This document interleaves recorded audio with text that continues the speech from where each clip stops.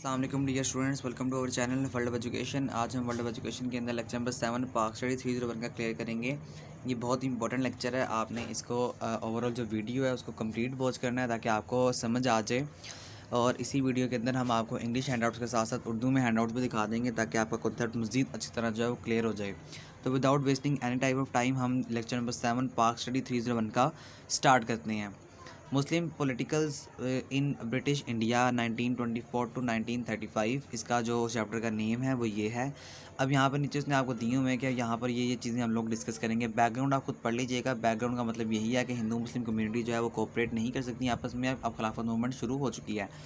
दिल्ली मुस्लिम proposal इस जो मार्च 1927 था उसके जो क्या आया था वो यहाँ से देखें। यहाँ थोड़ा सा अगर मैं आपको दिखाऊँ, थोड़ा सा जूम करें तो यहाँ पर ये देखिएगा कि नो वेटेज इन प्रोविंसेस। इसका जो प्रोविंस के अंदर वेटेज है वो नहीं होगा। Sindh to separate from Mumbai, जो सिंध है उसको सेपरेट कर दिया जाएगा फ्रॉम मुंबई, मुंबई से।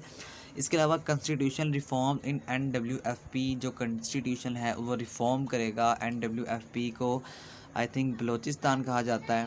इसके अलावा 1/3 seat for Muslim in central legislature, जो 1/3 सीट है यानी 1/3 जो सीट्स हैं वो सेंट्रल जो लेजिस्लेचर है उसके अंदर। सेंट्रल लेजिस्लेचर का मतलब ये होता है कि जो वो है ना, ओवरऑल जो सेनेट है उसके अंदर सीटें जो है वो असम्बली के अंदर सीटें इलेक्शंस के अंदर रखी जाएंगी।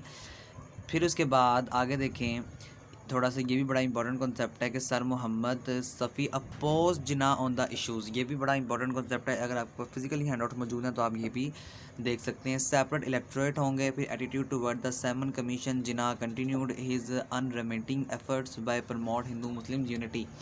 अब जिना ने क्या किया था, कायदे मोहम्मद अली जिना उस टाइम तक हिंदू मुस्लिम जो यूनिटी थे उसको उसको जो प्रमोट कर रहे थे।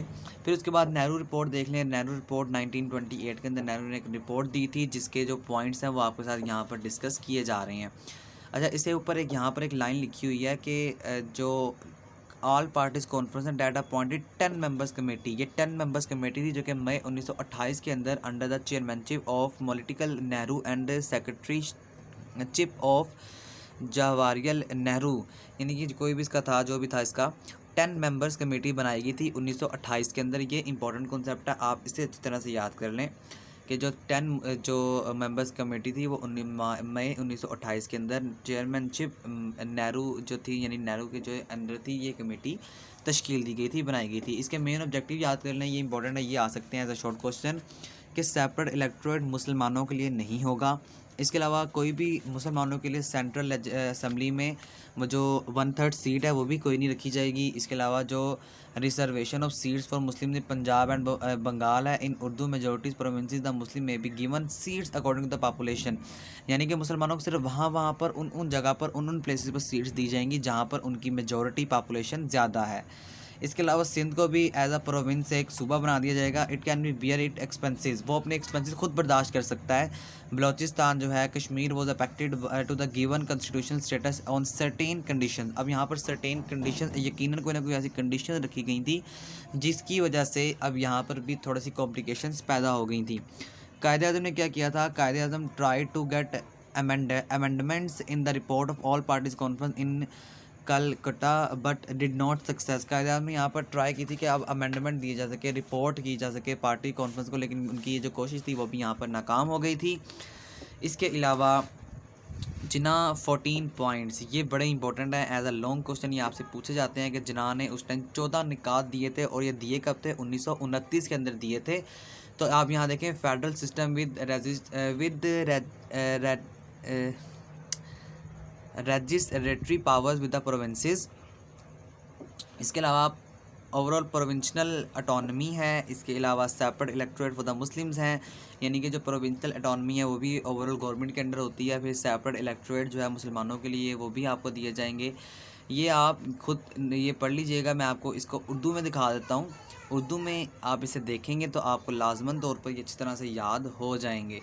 उर्दू में देखते हैं इसको जी। तो लेक्चर नंबर 7 के ये वो 14 निकात हैं जो कि जिन्ना ने दिए थे, यानी कायद मोहम्मद अली जिन्ना ने ये जो 14 निकात दिए थे। सूबाई खुद मुख्तारी आप लेंगे। सबसे पहला सूबे के साथ रहायशी इख्तियारात वाली जो वफाती निज़ाम है वहाँ पर होगा। फिर जो सूबे हैं लेकिन अक्सरियत अक़लियतों को मौसर नुमाइंदगी अक़लियत तक कम नहीं किया जा सकता।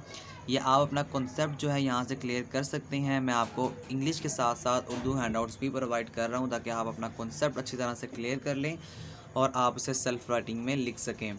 14 नकाती एजेंडा है ये। 14 नकाती एजेंडे के अंदर कायदे में कौन कौन से बयान दिए थे आप वीडियो स्टॉप करके ये देख सकते हैं। चलते हैं आगे, वीडियो में आगे पर बढ़ते हैं। ओके, ये वो हैं जो कि मैंने आपको दिखा दिए हैं। इसमें से कम भी आपको जो है 8 से 10 लाजमी याद होने चाहिए। ओके जी, आगे साइमन कमीशन आ गया। The British government sent a commission to seek the opinion of Indians on the future shape of constitutional agreements. अब साइमन कमीशन के अंदर क्या था कि अब हिंदुओं ने एक और ब्रिटिश गवर्नमेंट ने क्या किया था, एक ऐसा कमीशन भेजा था जिसके ज़रिए इंडियंस जो हैं वो अपने फ्यूचर का फैसला कर सकते थे कि अब किस तरह से हमने कॉन्स्टिट्यूशनल एग्रीमेंट करना है। कॉन्स्टिट्यूशनल एग्रीमेंट का मतलब कि अब आप आइन में क्या क्या तरमीम, आइन में क्या क्या चेंजिंग जो है वो कर सकते हैं। इट अराइव्ड, ये पहुंचा इन इंडिया 1927। ये भी इंपॉर्टेंट एमसीक्यू है कि जो साइमन कमीशन था वो कब इंडिया के अंदर पहुंचा था, वो 1927 के अंदर इंडिया के अंदर पहुंचा था। And it publish the report, और इसने पब्लिश की थी कब रिपोर्ट, 1930 में। फिर उसके बाद फिर जो मोस्ट पोलिटिकल पार्टीज थे उसने इसे बाइकआउट कर दिया था, यानी इसे मानने से इनकार कर दिया था। और जो प्रपोजल थे वो दिए गए थे। प्रपोजल क्या थे, federal system of government with strong centre. अब फेडरल सिस्टम तब तामीर हुआ था जब साइमन कमीशन आया था। 2 हाउसेस पार्लियामेंट भी तब तामीर हुई थी। फिर अबॉलिशन ऑफ डायरेसी सिस्टम था प्रोविंसेस के अंदर, वो भी तभी तामीर हुआ था। मोर पावर दी गई थी प्रोविंशनल गवर्नमेंट्स को। Governor not to interface in day to day affair, governor जो थे वो इंटरफेस नहीं कर सकते थे। जो डे टू डे अफेयर थे, यानी उस टाइम के जो जितने मसाइल थे वो गवर्नर जो थे वो उनको फेस नहीं कर सकते थे। तो ओवरऑल जो गवर्नमेंट सिस्टम था उसको फेडरल सिस्टम में कन्वर्ट करना लाजमी था, और प्रोविंशनल जो गवर्नमेंट थी वो भी बनानी उस टाइम पे ज़रूरी थी। फिर कॉन्स्टिट्यूशन में चेंजेस हो गई थी NWFP के। और उसके अलावा आगे देख लें 1930 के अंदर, 1931 और 1932 के अंदर जो सेशन थे वो आपसे यहाँ पे इसने डिस्कस किए हुए हैं। फर्स्ट सेशन जो था गवर्नमेंट का, वो उनमें जो पर्सन्स थे वो कौन कौन से थे ये भी आपको याद होना चाहिए। ये भी बड़ा इंपॉर्टेंट कॉन्सेप्ट है, आप इसका भी कॉन्सेप्ट अच्छी तरह से क्लियर कर लें कि अब जो फर्स्ट सेशन था उसके अंदर नंबर ऑफ़ प्रोमिनेंट मुस्लिम थे, मोहम्मद अली जिन्ना थे। ये प्रोमिनेंट मुस्लिम थे, आपको मैं फिर बता रहा हूँ, ये इंपॉर्टेंट चैप्टर है। वीडियो को कंप्लीट वॉच करें ताकि आपका कॉन्सेप्ट क्लियर हो सके। समझ नहीं आती कुछ आपको तो आप हमसे कमेंट्स में पूछें, हम आपके कमेंट्स का रिप्लाई करके आपका जो कॉन्सेप्ट है वो क्लियर कर देंगे। वीडियो अच्छी लगने पर इसको काइंडली दोस्तों के साथ शेयर भी कर दें ताकि ओवरऑल आपके जो दोस्त हैं वो भी उर्दू हैंडल्स को देखकर जो अपना जो कॉन्सेप्ट है वो क्लियर कर लें।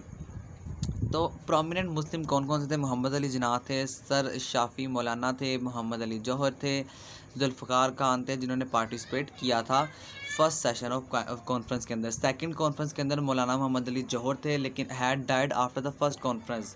इंपॉर्टेंट MCQs है कि मौलाना मोहम्मद अली जौहर जो थे वो फोर्थ हो गए थे, दुनिया फ़ानी से कूच कर गए थे फर्स्ट कॉन्फ्रेंस के अंदर। फिर इकबाल जिन्ना और अदर पर्सनैलिटीज़ थी जिन्होंने पार्टिसिपेट किया सेकंड कॉन्फ्रेंस के अंदर। उसके बाद जो कम्युनल अवार्ड्स हैं वो कौन कौन से हैं, अगस्त 1932 के अंदर prime minister Ramsay MacDonald announce the communal award. इन्होंने कम्युनल अवार्ड को जो किया था।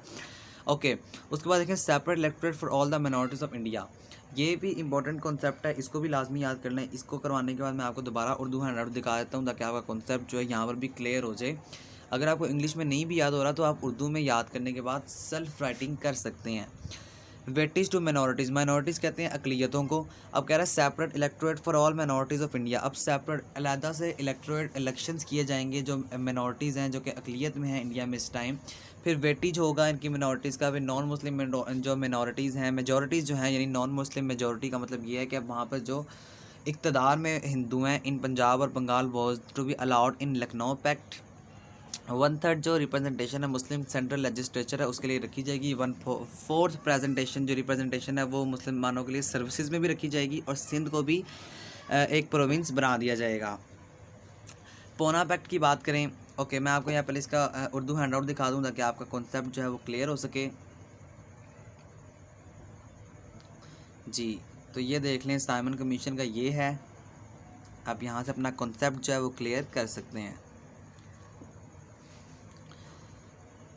ये वो वाले पॉइंट्स हैं जो मैंने अभी आपको बताए हैं। यहाँ से आप देख लें और उसके बाद देखने के बाद इसको सेल्फ राइटिंग में भी आप लिख सकते हैं। आगे चलते हैं। पूना मुआहदा जो हुआ था सितंबर 1932 का, पहले मैं आपको उर्दू में करवाता हूँ, इसी के साथ साथ मैं आपको उसके बाद इंग्लिश में करवा दूँगा। देखें, कांग्रेस ने हिंदुस्तानी अक़लियतों को बिलख़ुसूस जो निचली ज़ात के हिंदू थे, इनको एक अलहदा वोटर बनाने का जो हक़ था, वो उसके ख़िलाफ़ सख्त रद्द-ए-अमल का उसने जो इज़हार था वो दिया था, जिनको गांधी ने हरिजन यानी खुदा के बेटे अस्तग़फिरुल्लाह का नाम दिया था। इसका मतलब ये है कि गांधी में बदनज़मी जो थी वो वाज़िया थी कि इन्होंने खुदा के बेटों के हक़ पर मौत के रोज़े रखे। गांधी की जान बचाने के लिए अलहदा वोटर के हक़ के हवाले करने के लिए निचली ज़ात से मुआहदा किया गया था। इंग्लिश हैंडआउट के अंदर अगर आपको मैं इसको दिखाऊँ तो देखें, ये ओवरऑल जो रिपोर्ट है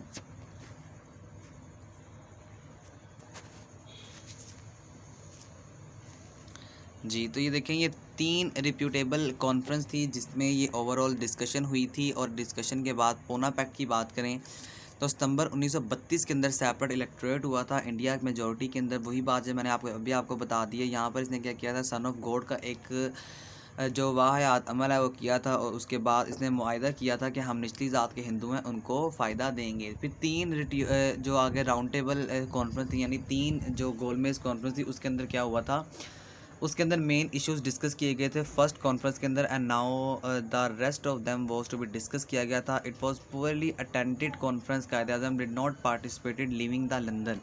जो कि कायद-ए-आज़म ने 3 गोल जो मेज़ कॉन्फ्रेंस थी उसके अंदर पार्टिसिपेट नहीं किया था, क्योंकि उस टाइम वो लंदन में मौजूद थे। आगे ये अगली लाइन छोड़ दें, इसके अंदर से कोई इंपॉर्टेंट नहीं है। गवर्नमेंट ऑफ इंडियन एक्ट देखें, ये बड़ा इंपॉर्टेंट है, एज अ शॉर्ट क्वेश्चन पूछा जाता है। Approved by the king. Government of Indian act किसने अप्रूव करवाया था? ये किंग ने इम्प्रूव करवाया था। कब इम्प्रूव करवाया था? अगस्त 1935 के अंदर इम्प्रूव करवाया था। हिंदू मुस्लिम रिलेशन जो थे वो इसकी वजह से अनचेंज हो गए थे। अभी failure to arrive at settlement जो था वो भी यहाँ से हुआ था। अभी Muslim demand transmitted from safeguarding right to complete independence Pakistan.